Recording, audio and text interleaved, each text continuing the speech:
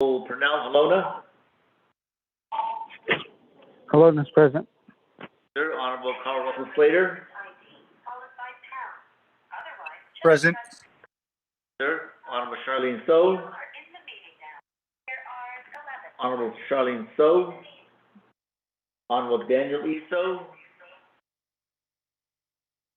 I'm here. Sir, Honorable Edison J. Wanika. Here. Thank you, sir. Chair, we have 5 members, constituted quorum. Thank you. Committee members, good morning. Thanks for joining the call. At this time, I'd like to call on Cecilia, Honorable Edison Wanika, to provide the invocation for us.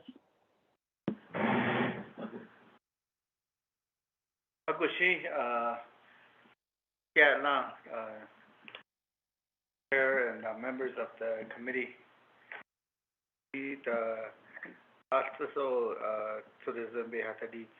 before we get our meeting going. Heavenly Father, we come before you this morning. We're so thankful for the night's rest that we had and for this beautiful day, another opportunity for us to take care of the things we need. Thankful for the protection that Allah gives us every day and the blessings that we receive. Thankful for one another, for the support that we have for each other. Responsibility that has been given us as a health, education, human. Thankful for people putting their trust in us to be part of the 24th Navajo Nation Council. Thankful to them for all the people throughout the Navajo Nation. Bless them with peace and happiness, and for our leadership, our President and Vice President of the Navajo Nation Council, all the leaders at the local level, boards, and all the people that attend the meetings, and all the people throughout the Navajo Nation. Father, bless them. Might become more spiritual. They might remember the words of our Savior. Look at Christmas as providing present and being together, but I hope and pray that they will truly remember the spiritual side of their lives, lessons that they received, pain and suffering that our Savior went through. Make it possible for us. One day we might have eternal life. Thankful, Father, for loved ones and families. Families being the most important unit that has been put in plan for us. All those are suffering, Father. Those who are sick, thou would be able to provide the healing hands with them and be able to go through their hardship at this time, Father. We're so thankful for all the people throughout the world, Father. Let thy Spirit to be with them. Thankful for elders. Bless them that they might go through the rest of their lives here upon this. Might be able to listen to the wisdom that they have. Bless those that are suffering because of the choices that they made, towards their addictions and whatever hardship that they're going through, that put themselves in. Father, bless them that they might overcome those that have the strength to overcome them. We're so thankful for all the blessings, Father. be with us now as we discuss the items on the agenda. We might be able to make decisions that will be beneficial to all those who will be coming. Be with us now as we that we might do so in a pleasing manner before thee. Father, thankful again for all the blessings. Be with us throughout the state that we might continue to support one another in all that we do. Things we humbly pray for, Father, in thy Son's name, Christ. Amen.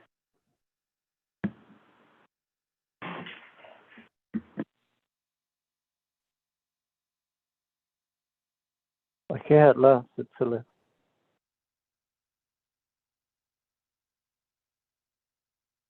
jono kaso dingize so aukatiro ni nasika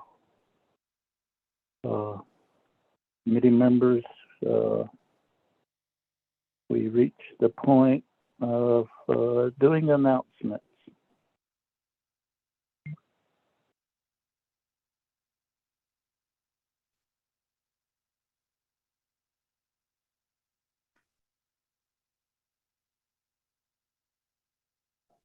Committee members, do we have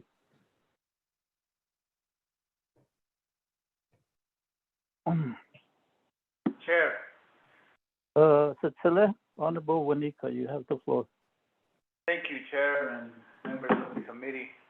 I just want to let you know that I'll be in and out of the meeting Saturday or Sunday. They found my brother, Albuquerque. I'll be trying to get everything care of as far as burial.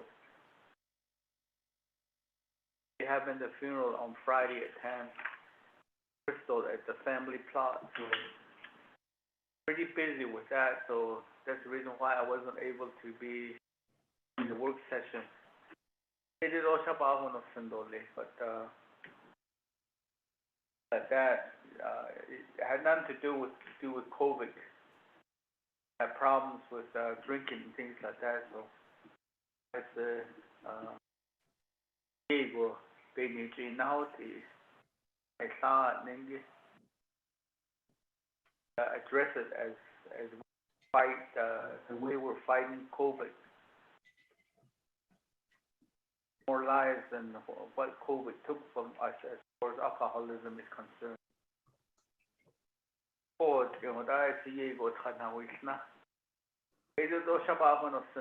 And I appreciate the support of the committee, not being there to all the meetings, so it is open tradition and phone call. Yeah.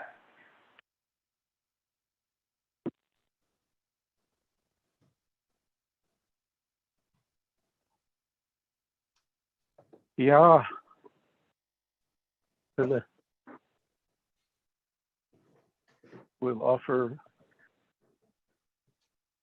our prayers of support.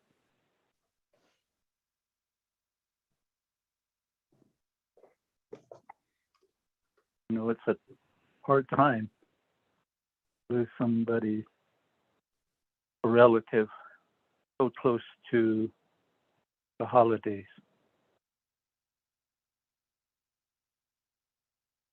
It's a unique and very caseless.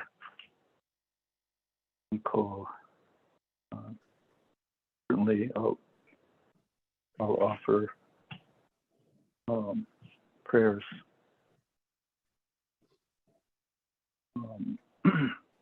throughout the day. Committee, anybody else have an announcement?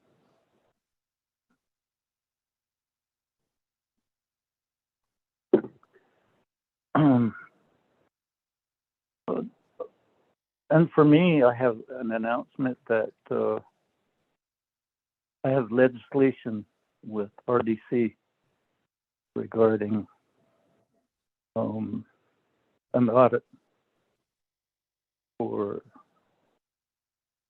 Torio and Starlake chapter. I sponsored the legislation, so I'll drop off the call to address the RDC committee. They deal with that. And hopefully, it doesn't take long to get back on the call. Committee members. So with that, let's go to item 2, recognize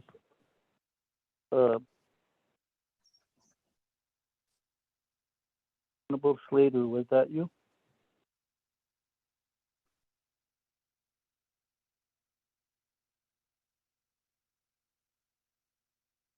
Okay, we'll go to item number 2, recognize guests and visiting officials. So when I dialed in, there was indication that there was 20 people on the call. If we could have the folks on the call that are part of the agenda introduce themselves.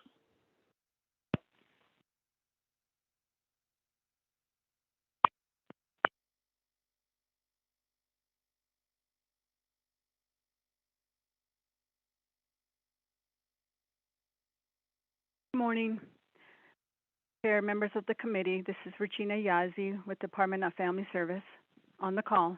Thank you. Good morning. This is Marlinda Littleman with Division of Social Services. I'm on the call as well.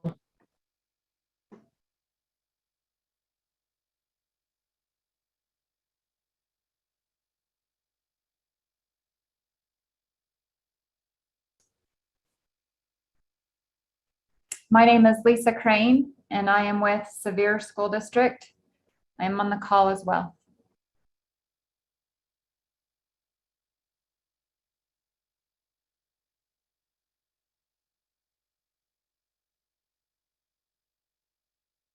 Good morning, Mr. Chair and members of the committee. This is Rosalind Begay with Division of Social Services. Good morning. Good morning.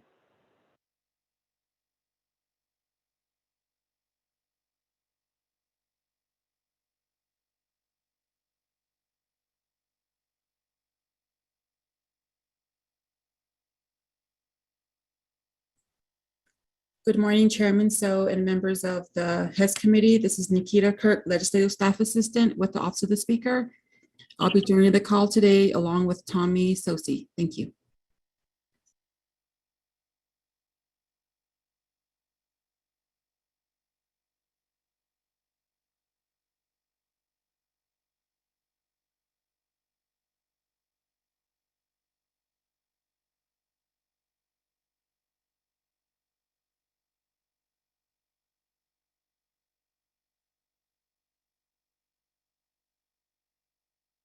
Anybody else?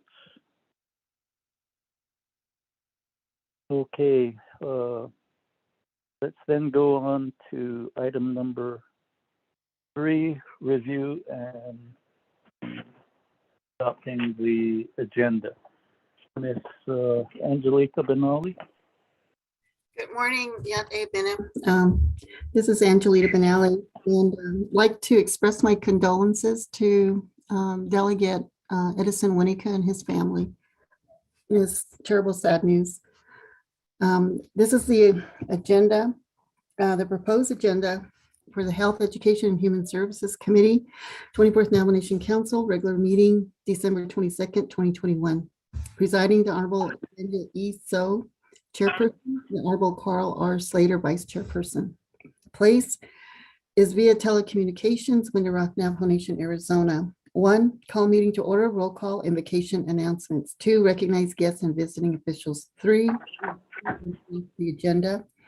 4, review and adopt the journals.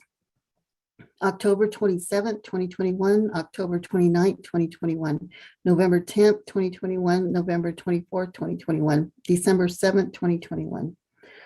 5, receive reports. A, from the Division of Social Services, Department of Family Services regarding the process of shelter funding from the Family Violence Prevention Services Act. Presenter is Regina Yazzie with the Department of Family Services. B is a follow-up regarding the meeting between the Bureau of Indian Education and Sevier School District, Richfield, Utah, on remaining educational reimbursements. Presenters are Ms. Lisa Crane, Director of Special Services and Federal Programs of Sevier School District. Also Cody Workman, the Executive Director for Richfield Residential Hall, the Sevier School District, Richfield, Utah. 6, old business, none. 7, new business. A is legislation number 0247-21. 8, close of meeting, announcements, adjournment, next meeting. Mr. Chair. Thank you, Mr. Nolly. Motion. Motion by Honorable Vice Chair Carl Slater. Second, Delegate. Second by Honorable Delegate Pernell Halona. Any committee, any additions, deletions? Chair, Cecilia, Honorable Edison Wanika. legislation 024721. I had withdrawn that. And because of the moratorium by the President, Vice President, or as account UUFD is concerned, because that's where I was going to get the funding for burial assistance. I talked to the President because I felt like it's a real need. And I asked him, if I should just continue and take it through the process. He told me to wait until after the opera monies or how it goes through the process, then I could get it going again. But I noticed that this particular legislation, I took it before Budget and Finance. After that, I withdrew it. Now it's before us. I don't know, maybe we can discuss that, or I had already requested to withdraw, but for some reason it's still back on the agenda. Here, I probably just go with your recommendation or whatever on this one.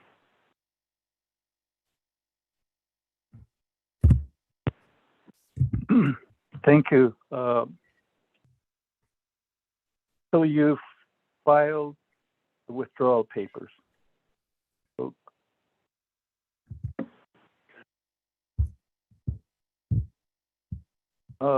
committee members, let's amend the agenda. Here, I just requested to be withdrawn, basically because Division of Social Service are the ones that told me to withdraw it. But I didn't know there was a process of submitting documents for that too. I didn't do that. Thank you, Chair. Okay. Mr. Mose, after we take it off the agenda, that would be my recommendation. Then you could retrieve the withdrawal document. Honorable Wanika to sign. That will be sufficient. I had another recommendation, but let's take it out of the ARPA administrative monies, out of Tom Platero's shop. But I'm saying that with a smile. We'll see how we proceed. But I realize that we do have a great need, and perhaps staff from Division of Social Services could also include a brief update on the status of the 638 regular burial assistance, as well as the one that's classified as COVID burial assistance. That would be my recommendations to the moving party. Alona. Chair, Alona. Oh, thank you, Yes. Chair. Committee members, just real quick, I'm still waiting. I have a legislation being drafted up over there in OLC. And that one contains money for, I guess it's the overages, whatever they call it. They will move some of that money into the burial assistance as well as the travel clothing. And I'm still waiting for them. I checked on that yesterday. And it's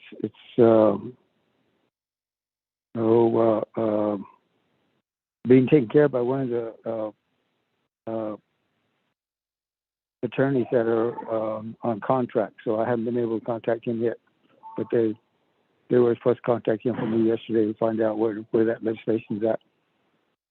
Chair. Okay.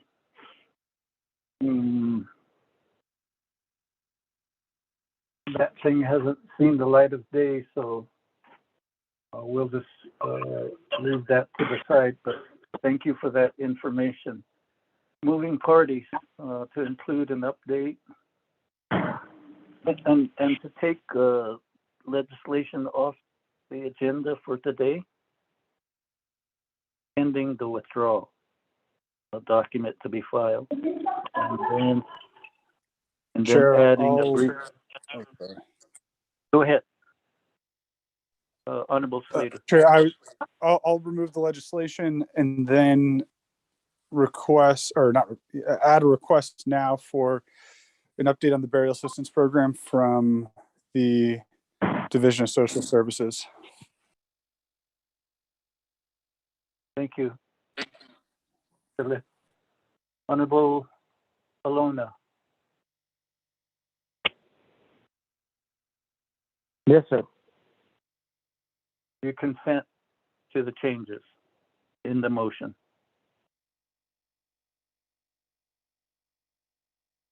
Yes, sir, I have confirmed. Okay, thank you.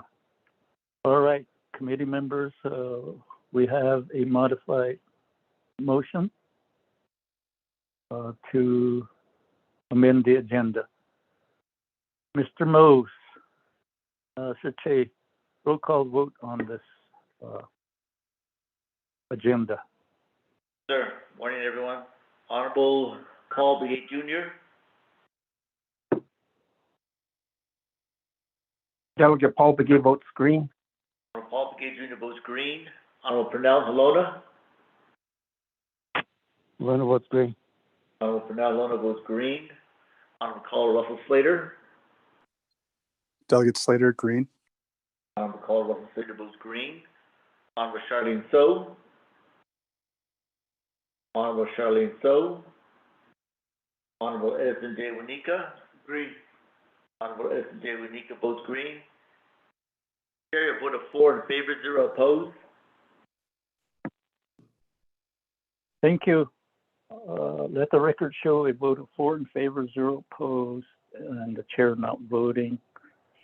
So with that, we go to item number 4. Review and adopt the journals. Ms. Angelita Benali?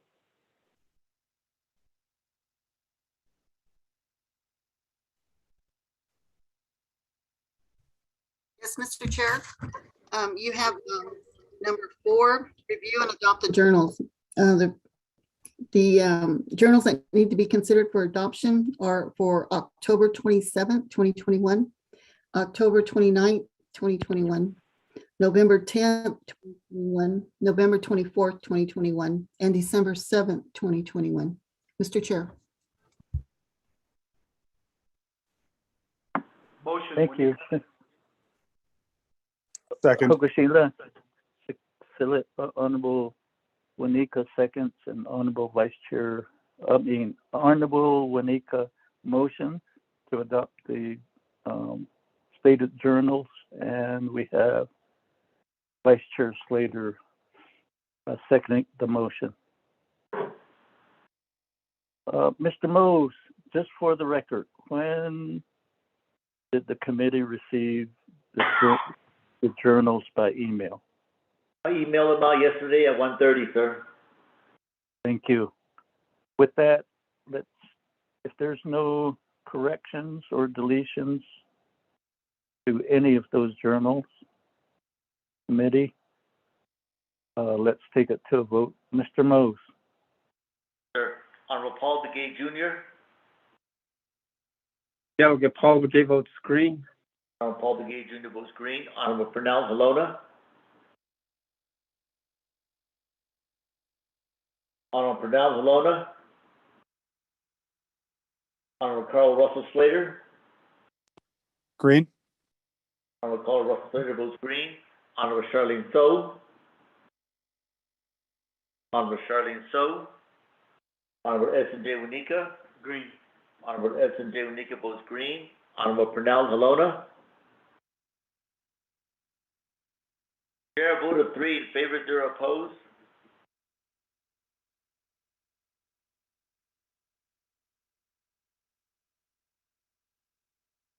Thank you. Thank you, committee. With a vote of 4 in favor, 0 opposed, and the chair not voting, the journals are approved and adopted. Chair, the vote is 3 in favor, 0 opposed. Who didn't vote? Honorable Halona and Honorable Charlene So. Okay. All right, sorry about that. Let the record show then a vote of 3 in favor, 0 opposed, and the chair not voting. Let's move on to item 5, receiving report. Ms. Angelita Benali.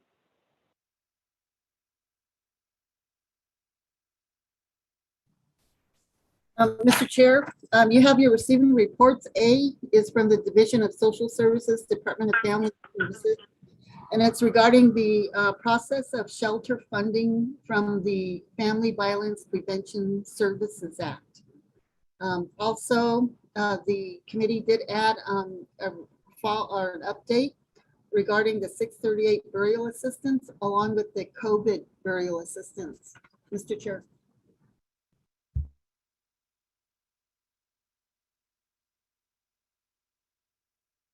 Okay, thank you, Ms. Benali. So, Ms. Regina Yazzie and Ms. Rosalind Begay. You have the teleconference floor. Yes, good morning. This is Marlinda, Deputy Division Director for Social Services. I guess the first report we will provide will be regarding the shelter, and we'll have Ms. Regina Yazzie provide the report, and then following that, we'll provide an update regarding the 638 burial and the COVID-19 burial. And I will also identify a staff member to provide an update. So at this time, I'll turn it over to Regina. Good morning, Mr. Chair, members of the committee. This is Regina Yazzie. The report that I emailed this morning, I'll just briefly go over it. The 2-page report I emailed to Angelita. So the regarding the Family Violence Prevention and Services Act funding, the FIPSA funding. That's what we were asked to provide an update on. The Department of Family Services received the funding for FY22 in the amount of $2,020,000 and $151,000.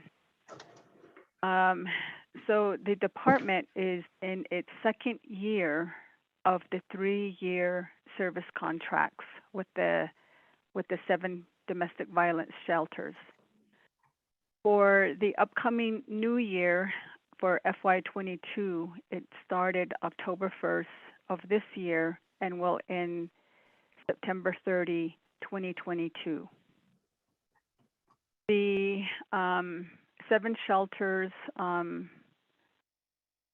the amount that was allocated for the 7 shelters of the $2 million is $1.2 million, exactly at $1,217,215 is what is allocated from the overall amount that was awarded. The business unit number was assigned. However, it is currently restricted only for personnel use only because there are some budget items that still need to be addressed by the department. And it will be resubmitted to OMB once it's addressed. Thereafter, OMB will clear the restrictions, and the department will be able to make payments on the pending invoices starting October 1st. So also on the report,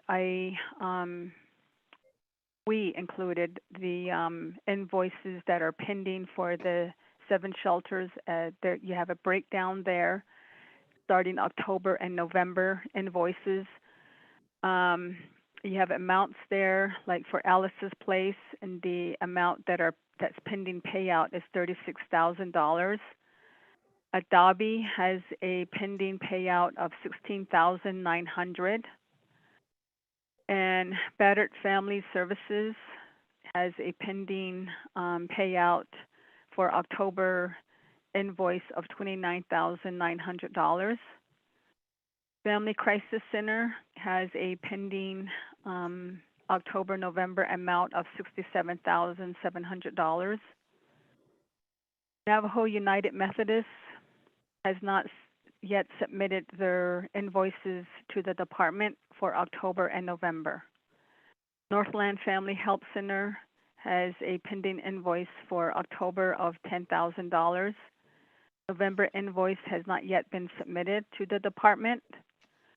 Then lastly, Totonache Committee Against Family Abuse, October and November invoices, $65,000 pending. Mr. Chair, that is our update report. Thank you.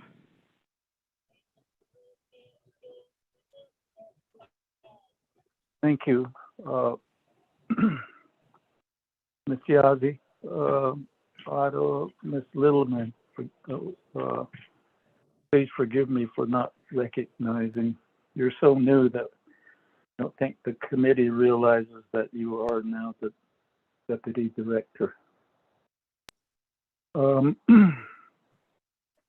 Committee, do you have any questions for Ms. Yazzie regarding the update on the funding to the domestic violence shelters?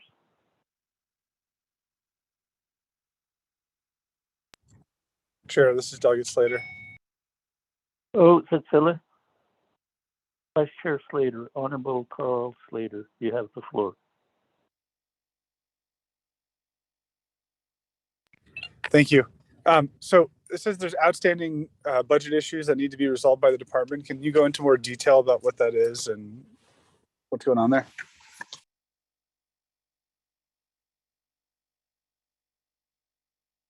Mr. Chair, members of the committee, yes, the I'm looking for the email that specifically states, the one matter that needs to be addressed was the IDC, the indirect cost amount, and then also one more. I'm looking for the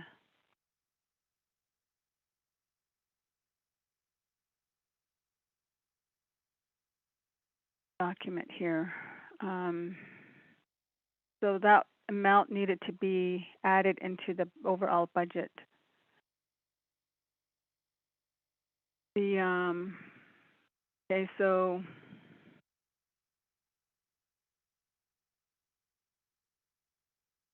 just the overall amounts that was outlined in the budget just needs to be revisited by our accountant to address amounts that there were some discrepancies in terms of the numbers, so that just needs to be worked out. In matching, in terms of the matching amount by the department as required for the grant, that was the second item. And then those are the two items that I'm looking at right now in terms of Office of Controller's response. Mr. Chair.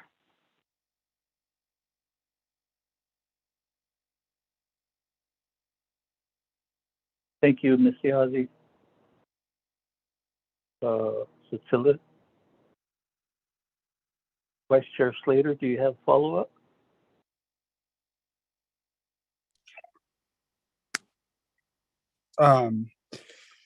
Yeah, I apologize. But Yazzie, did you send out one of those reports like you did the last time that showed when the grants came in and when documents were submitted over to OMB in the controller's office?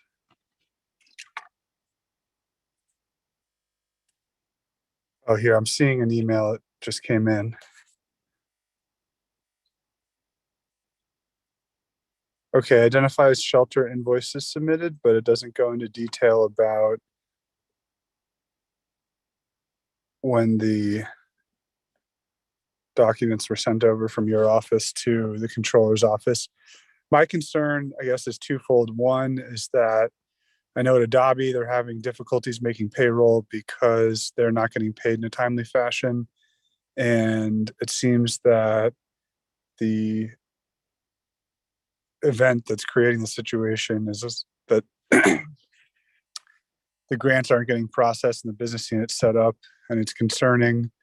This is the second issue that, you know, it's things as simple as indirect cost and, you know, these budget amounts, the in-kind contributions, things like that. I would assume that those are pretty easy to move from year to year, but maybe it's more complicated because of the amount of in-kind services. But in any event, I think those are pretty important to the program and getting things processed. So I don't know whether we really need to have you identify when the grants were received and when you submitted everything over right now, but I would like that in writing, and I'd like that to be used for accountability in the future so that you can improve upon that process.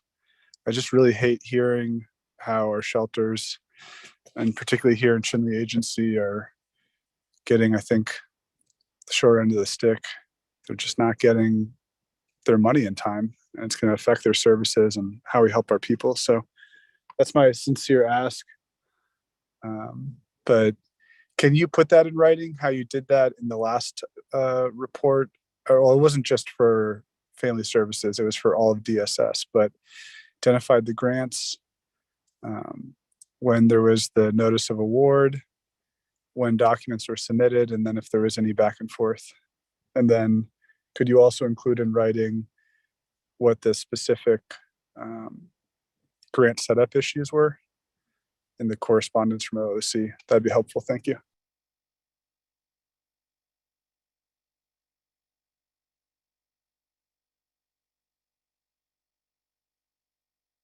Mr. Chair and Delegate Slater, thank you. Yes, I will take care of that in writing, yes. Chair, can I ask a follow-up? Yes, Honorable Slater, you have the floor.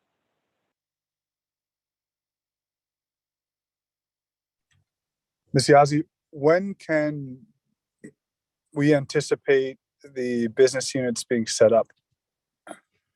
And what sort of guidance can we provide to the shelters for when they'll be paid for these outstanding invoices? Mr. Chair, members of the committee, yes, we're hoping as of tomorrow, if not by 5 o'clock today, the document will be submitted back to DOJ for their review, and it will then be submitted back to OMB. We're hoping by 5 today, if not, then tomorrow, Mr. Chair. And one more last thing I was asked is regarding phone calls, emails. Yes, those have been responded by Ms. Rhonda Jishi, our contract analyst, regarding the payouts, reimbursements of those invoices, just telling them that we are still going through the 164. There are items that need to be addressed regarding the budget.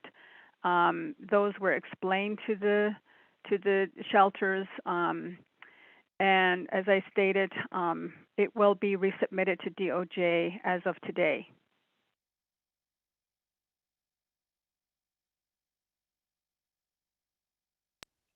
Chair, can I ask a follow-up? Go ahead, Cecilia. Honorable Slater, you have the floor. Thank you. Thank you for the response, Ms. Yazzie. I do acknowledge I saw there was some correspondence from your staff to the shelters, but we both know that it's not going to make much of a difference until they get the money in the bank account. But the communication is really key, and I think I just want to recognize that you're doing that. I think the more you have, the less uncertainty there is. But second, if this is being submitted back to DOJ, can you explain, is there a policy issue that is affecting the in-kind donations or affecting, or not donations, but in-kind work? Is this something broader than just the 164 is being slow and we're short on accountants and we didn't get things done right? Or is there a bigger issue that the committee should be aware of when it comes to processing these grants? That just caught my attention. Mr. Chair, members of the committee, at this moment in time, the systemic matters in terms of things beyond our control, in terms of getting documents processed. Yes, there was back and forth between OMB and our department in terms of the budget initially, and those were resolved and taken care of. However, as it got submitted to Office of the Controller, there were other budget matters that were brought up that needed to be addressed, and that's what I just said is regarding the in-kind match as well as the IDC. So, and then just some discrepancies in terms of numbers. So those are going to be addressed. So in a short answer, there are systemic delays, yes, and they were addressed accordingly, the best way we could, and moving the document forward. So I believe that the concerns have always been that the delays in getting the process through from OMB to OOC, back to DOJ, and then back to OMB for OMB to set up the business unit number. So there are systemic delays along the way that us as a department, we've done what we could to address them along the way when they do come up. So it's just a matter of just getting those resolved and moving it along. So, and then they have certain amount of days, each department have certain amount of days to review the document and process them. So it's just the process itself and moving things along from both sides. So it's not only the department's responsibility, but the reviewer's responsibility as well. Chair, members of the committee.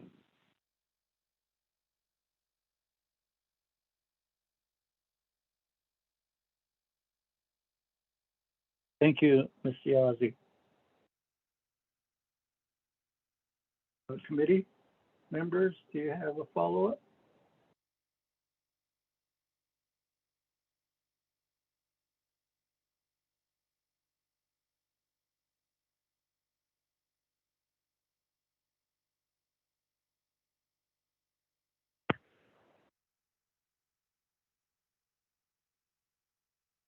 Chair, can I ask one last thing?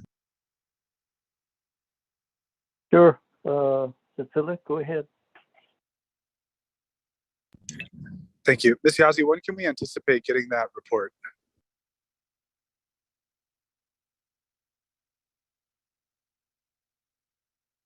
By noon tomorrow.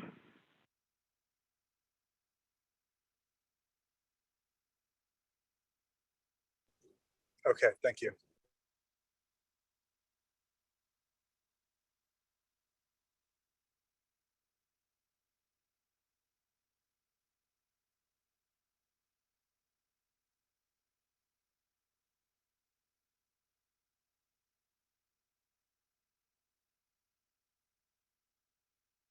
Okay, thank you, Ms. Yazzie, Otto, Cecilia. We'll be looking for the report via email.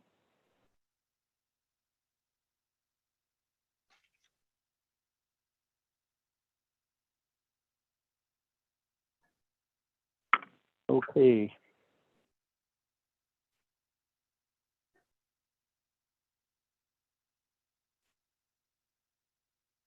Does that, Ms. Littleman, does that conclude your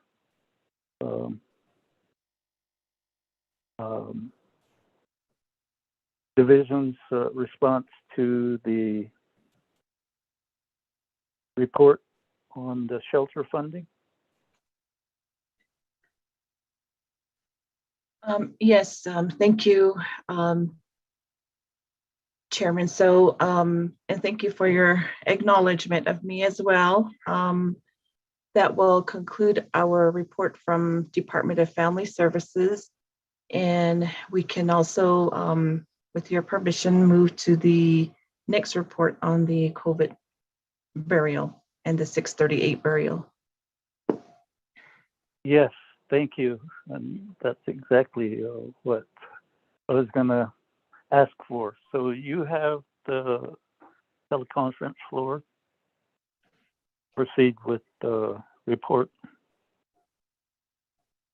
Thank you. And at this time, I'm going to turn the time over to two staff members. Primarily, Rayanne Matiba will be providing an update on the 638 and also on the COVID-19. And then I also have our principal accountant, if there should be any other further clarification, that is Brenda Sosi. But at this time, I'm going to turn it over to Rayanne Matiba, who is the program manager for the Navajo Family Assistance Services. And under that program, they provide the burial assistance. So Rayanne.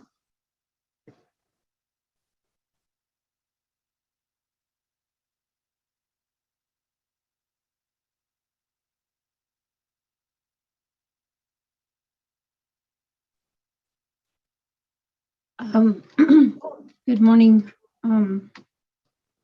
excuse me, members of the chair and board members and everyone attending.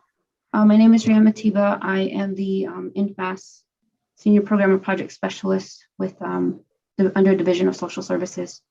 I understand that we are still inquiring about the COVID-19 burial assistance. Can you please elaborate what more information is needed?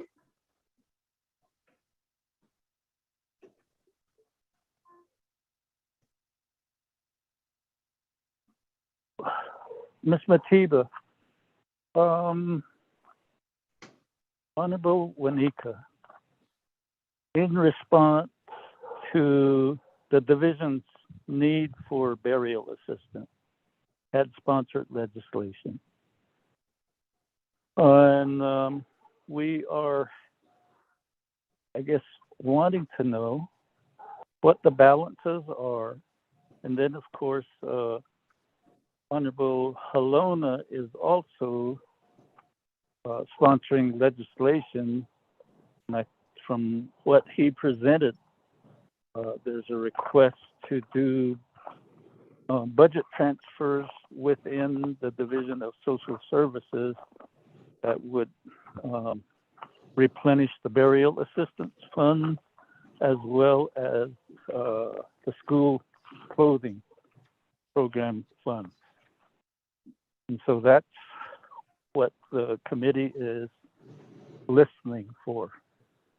Okay, thank you for that, sir, Honorable. So, right now, from my understanding, excuse me, for COVID-19 burial assistance, that was pretty much under Navajo Nation.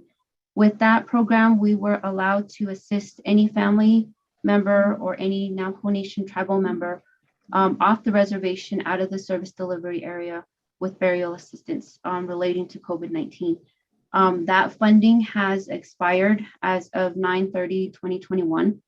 And currently all we have available is the Public Law 638 funds available to assist families. However, that does narrow our reach back on only to the reservation and tribal members living within the service delivery area. So that in itself has become an issue. We do get quite a bit of calls for assistance from family, Navajo Nation tribal members off the reservation. However, because we are working with only 638, we can't expand our reach any further than that. So that was the request for why we were wanting to get additional funds, or at least have that remaining balance returned back to us so that we could continue to proceed assisting with families off the reservation. Right now, the 638 burial amount that we have expended $3,817,000. We have 1.2 million that has been obligated.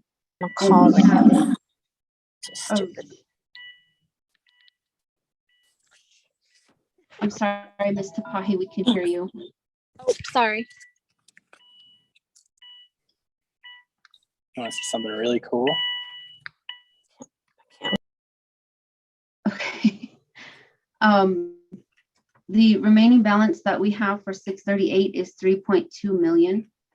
For the Navajo Nation COVID burial assistance, we had expended $895,000.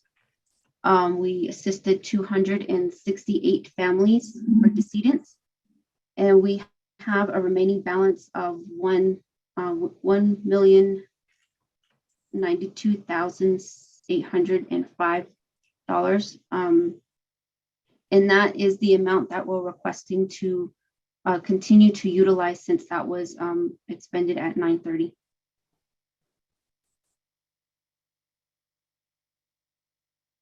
So from my understanding, we did request for the sponsoring of the legislation for burial assistance and for that money to be returned back to us.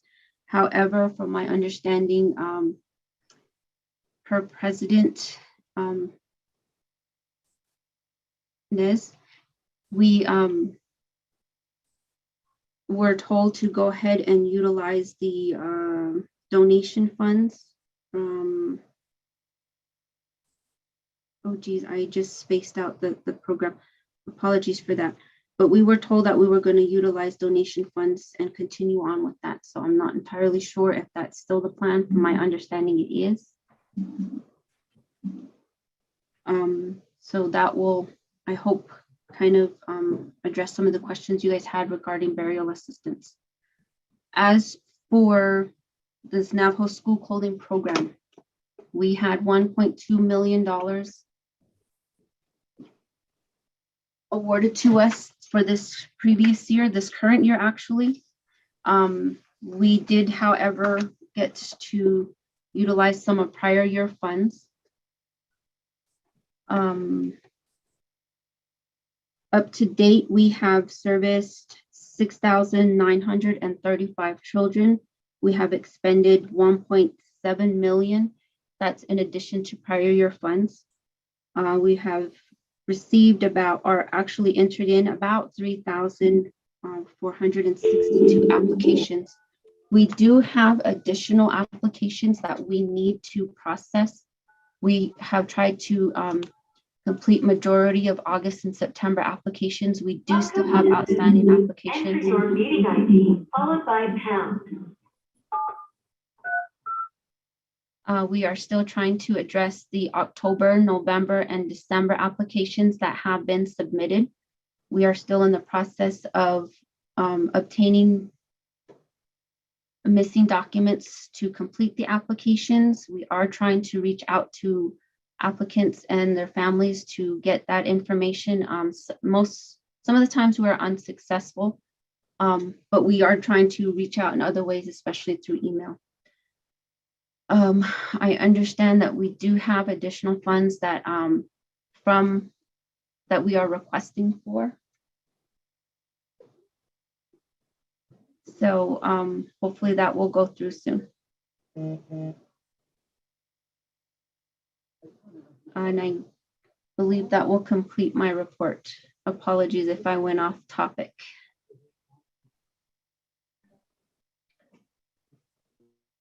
This is Marlinda, members, chair and members of the HES committee. Just to add to Ms. Matiba's report. So yes, we did ask Honorable Delegate Edison Winnica to help us in sponsoring the 0247-21. And there was a letter from OPVP requesting to Speaker to put a moratorium on the UUFB. And that was one of the reasons we requested for the withdrawal.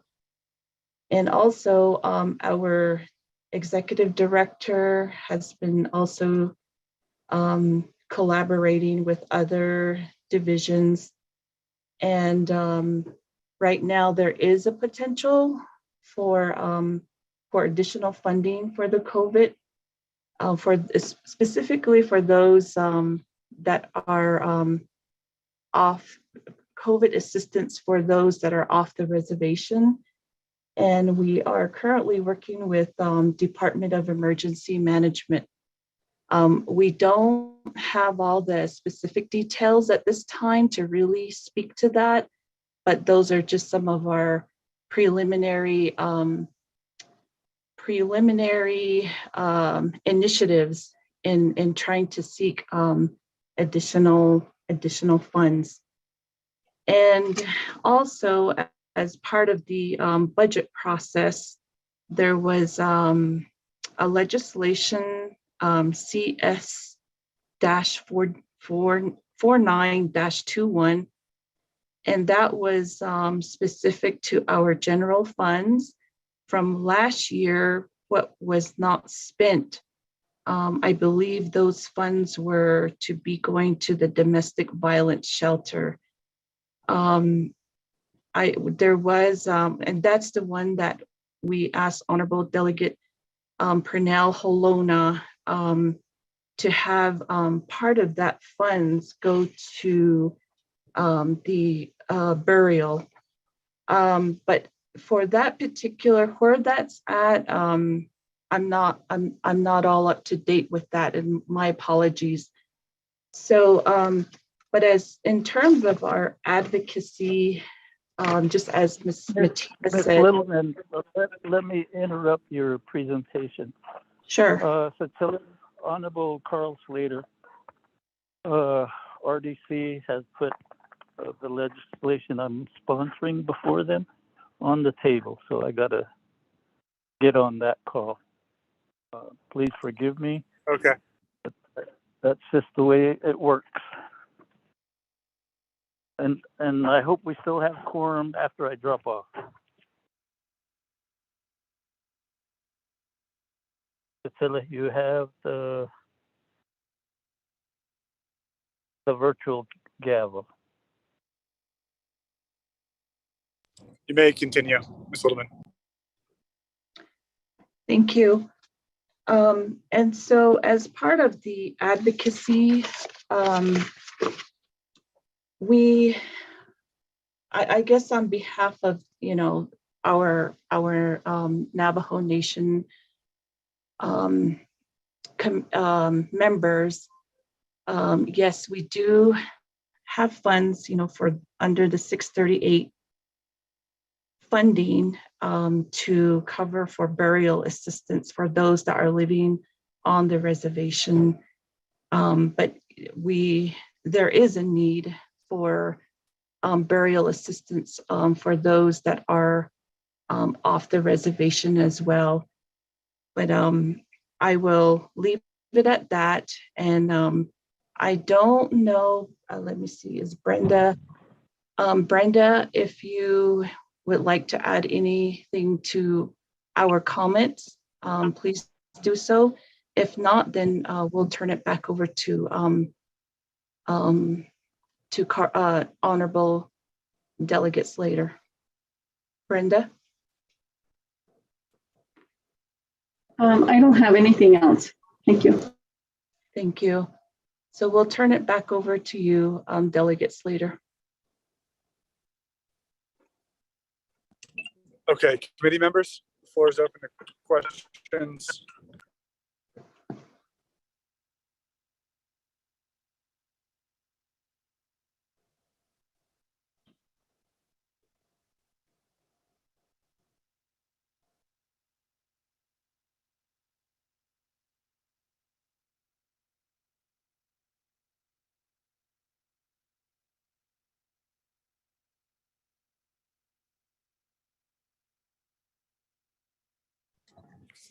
Questions or comments going twice on this report?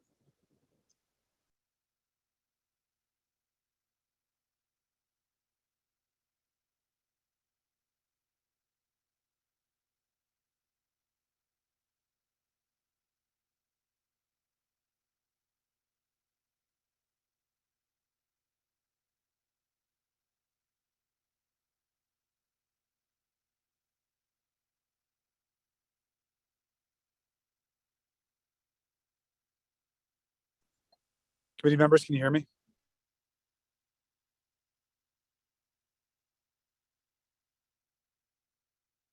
Vice Chair Leonard, I can hear you.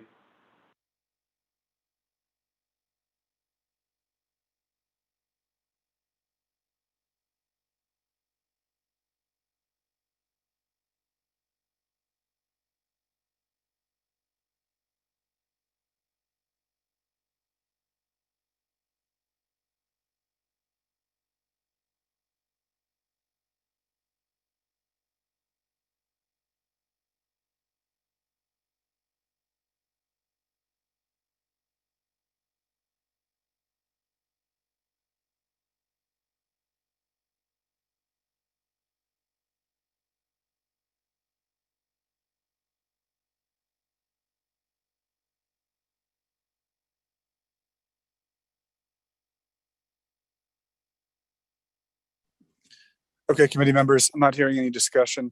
I'm going to make a couple comments. One is, I understand the need for the burial assistance, but I want to remind the program that the budget passed with the instructions that were provided under the carryover for DSS. And I think the budget passed with maybe only 3 dissenting votes. I don't, it passed with, I think, an overwhelming majority. So it takes a lot of hubris from the program to come back and say, we want to override the will of the Navajo Nation Council and remove what was legally and duly enacted in the fiscal year 2022 budget. And that was the carryover directions to DSS for the shelters. So, it just seems like right now you're trying to stymie that and you're trying to prevent it from going through, which is subverting the will of the Navajo Nation Council and the Navajo people through its legislators.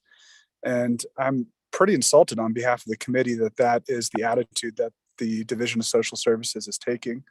So, if you want to continue with that, go ahead. But I'm going to be quite honest. I'm going to push back against it. And I think that as that is made further aware to the rest of the council, they're not going to perceive this slight in a very good way.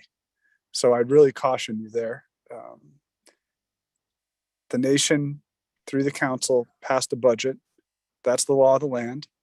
And I don't really see any other way of trying to remove the restriction for putting the funding into our domestic violence shelters. If that money had been allocated appropriately and done so at this time, then, I think you wouldn't hear adopting other shelters making an issue about the timeliness of the processing from the Division of Social Services and from the Department of Family Services, because they would have had a little bit more of a cushion. But instead, at this time, the program thought in their wisdom that it was more important to allocate funding to burial assistance in contravention of what the council passed. So I understand the need, and you've heard the committee is supportive of burial assistance, and I think that the council would be supportive of it, but the council did set aside funding for the shelters from general fund carryover monies. So, Mr. Mose, can you please move to the question on, actually, we didn't get a motion and a second to accept this report, I believe, at this time. So the chair will entertain that.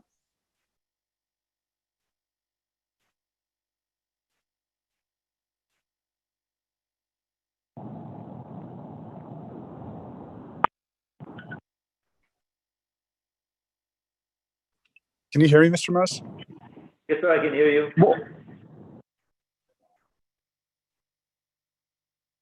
All the members are unmuted, so I don't know why they're not responding. Motion, Wanika.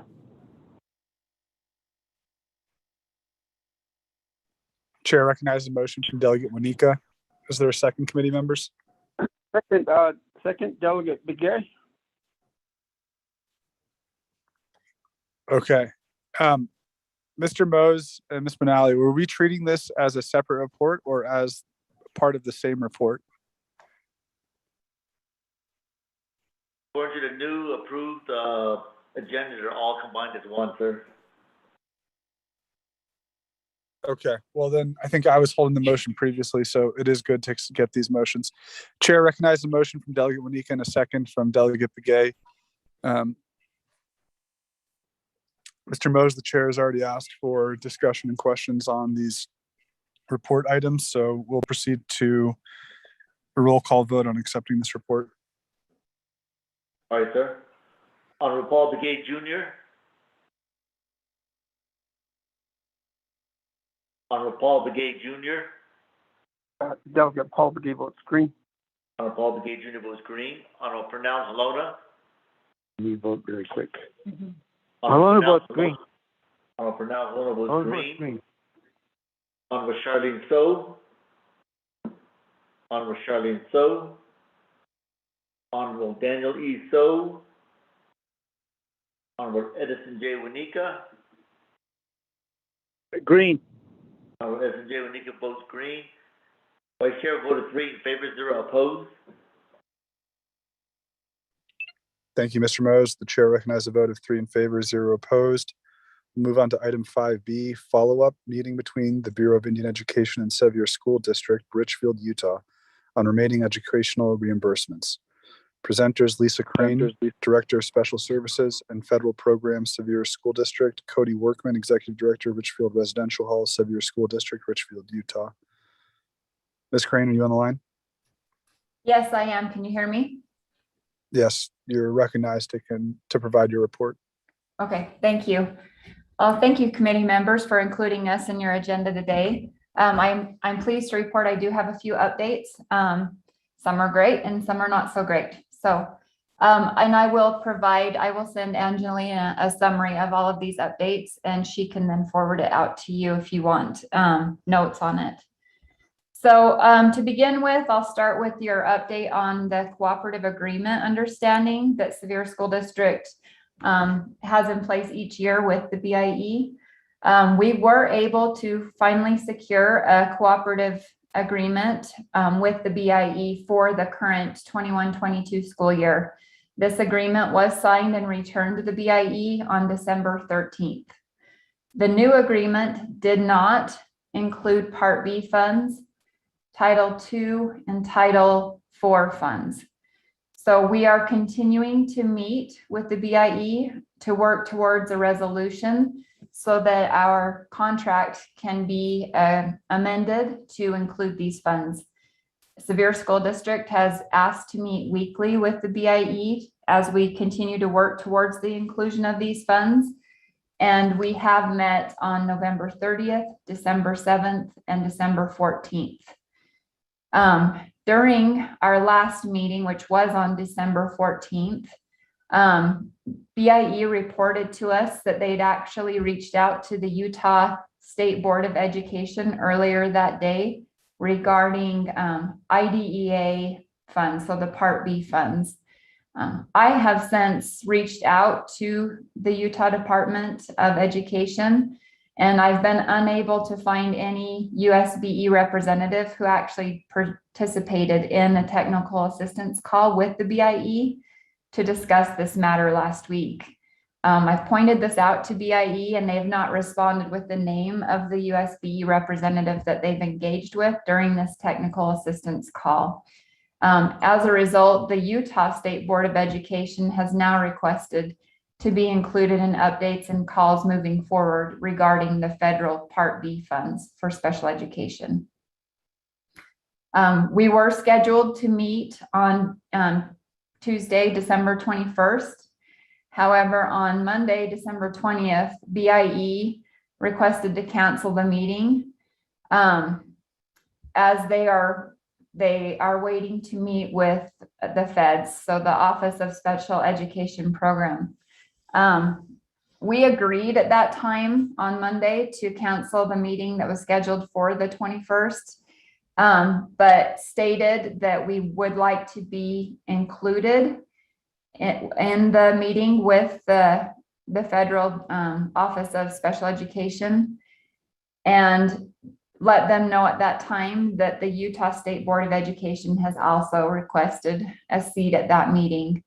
I received an email from BIE this morning, and they have declined our request to participate in that meeting with the feds, and they're citing the call as a deliberative call between federal agency counsel is the reason why they're not moving forward with our request to be involved. So that's kind of where we're at with regards to our cooperative agreement of understanding or our contract with the BIE. Do you have any questions for me regarding that process or the contract? Committee members, can we establish a motion in a second to accept the report? I actually have a little bit more information. I just wanted to pause for just a minute to see if anyone had questions about the cooperative agreement. Okay, well, committee members, I'll reserve that request and then please continue. Okay.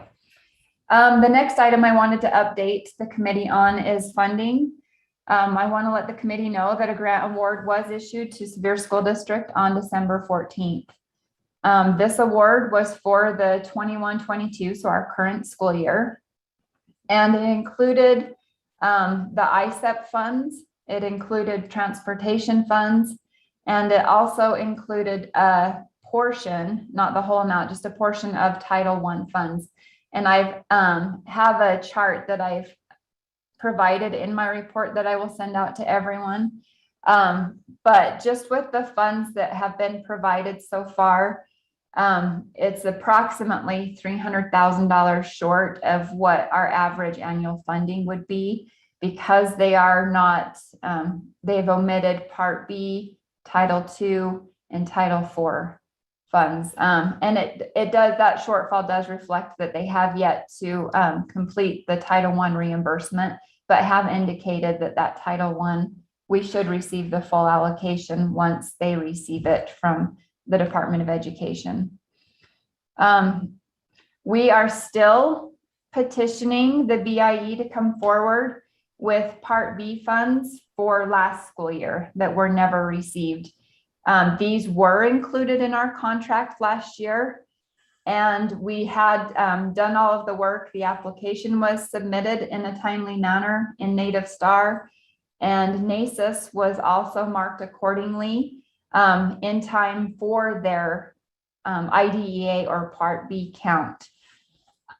Since then, over the last week, the BIE has continued to report that we are not recording special education status in NACIS, and they've been unable to find IEPs in NACIS. On Friday, December 17th, it was pointed out to the BIE officials that they were actually looking for those items under the wrong side of NACIS. They were looking for those items within the residential hall side of NACIS and not the Severe Richfield side of NACIS. And that is where we report all of our educational data, is on the Severe Richfield side, and have been doing so for the past 10 plus years without incident or problem. I did receive confirmation back from BIE on Saturday, December 18th, that they are now able to see the special education data, and they are able to see the IEPs that were actually loaded in NACIS that they were reporting not being able to find. So they have since found those. It appears as though with the high rate of turnover in that department, they were unfamiliar that there are actually two sides within NACIS, one for the residential hall and one for the school district. So they are now aware of that. They've reported they're now able to see the information they need to see. At this point in time, we are working with the Utah Department of Education on our next steps, possibly requesting our own call with the Federal Department of Education Office of Special Education Programs to discuss this matter, as we feel they also need to hear from Utah and what has historically taken place so that they have the full picture. So unless you want me to go into the specific numbers of what was received, that is my report that I have for the updates that have happened so far.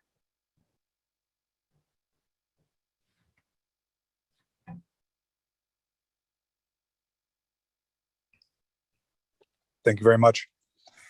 Do we have Mr. Derek Franklin on the line?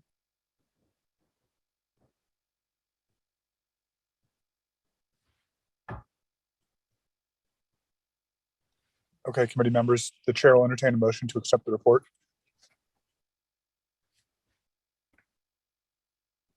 Motion Delegate Paul Begay.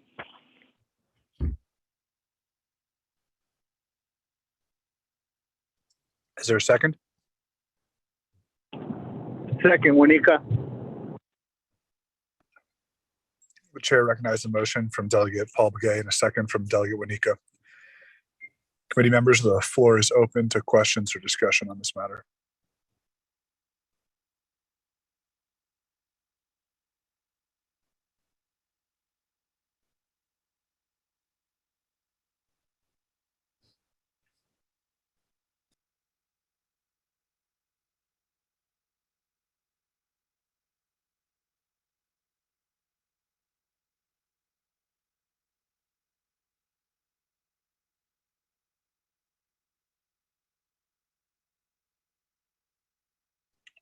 Going twice.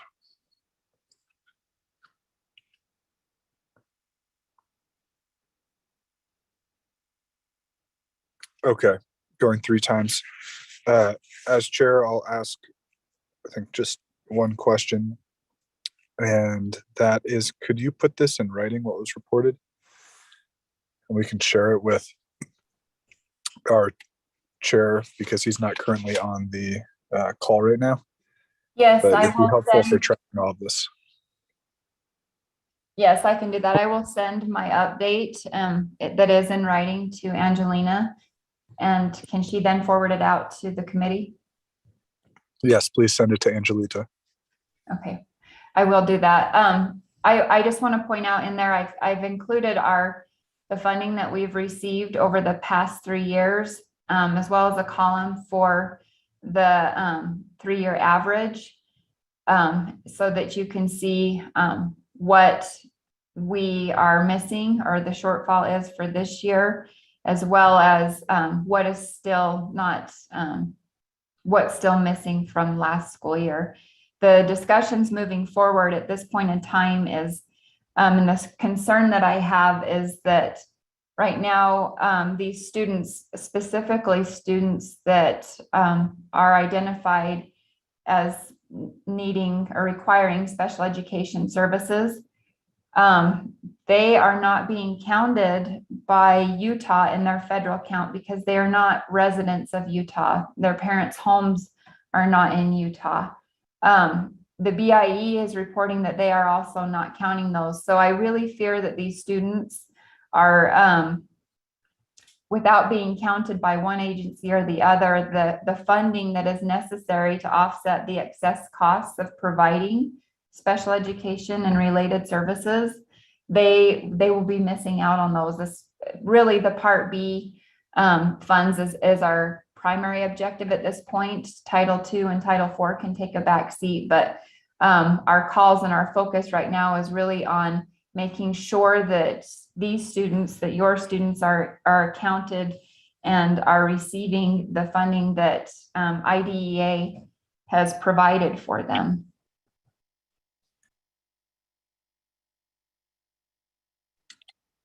Okay, thank you. And then in that report, can you please include why the state of Utah declines to count our Navajo students who are living most of the year in the state?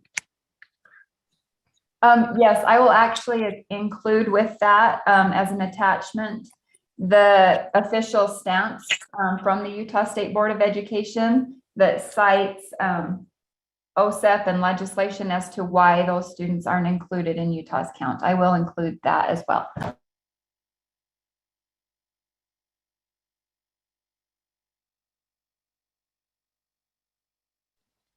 Okay, committee members, I'm going to ask for discussion one more time.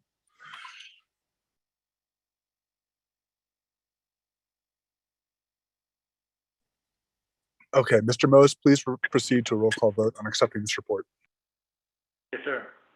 Honorable Paul Begay Jr.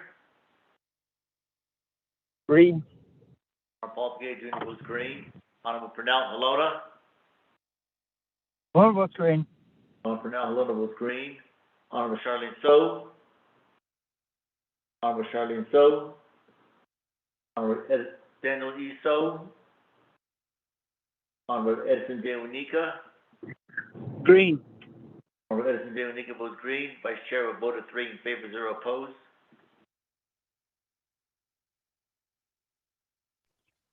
Thank you very much, Mr. Mose.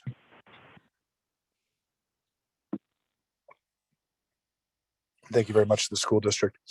Committee members, we're now on 6, old business none. 7, new business none. 8, close of meeting, announcements, adjournment. Committee members, any announcements?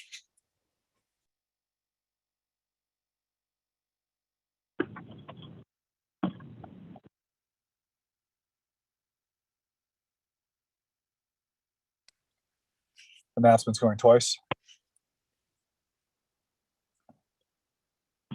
I have one question. Mr. Mose or Ms. Benali, have you heard anything about a special session tomorrow? No, sir, not on my end. Okay. The chair will entertain a motion to adjourn. Motion, Wanika. Second, then we'll get Begay.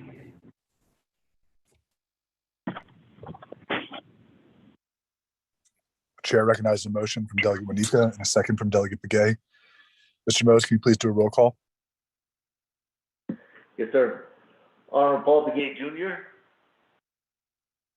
Delegate Paul Begay votes green. Honorable Paul Begay Jr. votes green. Honorable Pernell Halona, Maloney votes green. Honorable Pernell Halona votes green. Honorable Charlene So, Honorable Charlene So, Honorable Daniel E. So, Honorable Edison J. Winika, Green.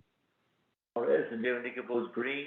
Vice Chair voted 3 in favor, 0 opposed, adjourned at 11:29 a.m. Thank you very much, Mr. Mose. Committee members, I think we won't be talking until next week, but I hope everyone has a good weekend. And for those who celebrate Christmas, Merry Christmas. And for those of you who are going to be gathering with family this weekend, make sure you're doing so in the safest possible manner and keep your circles small, keep masking up, and let's keep our numbers down. Thank you. Go ahead, everyone. Merry Christmas.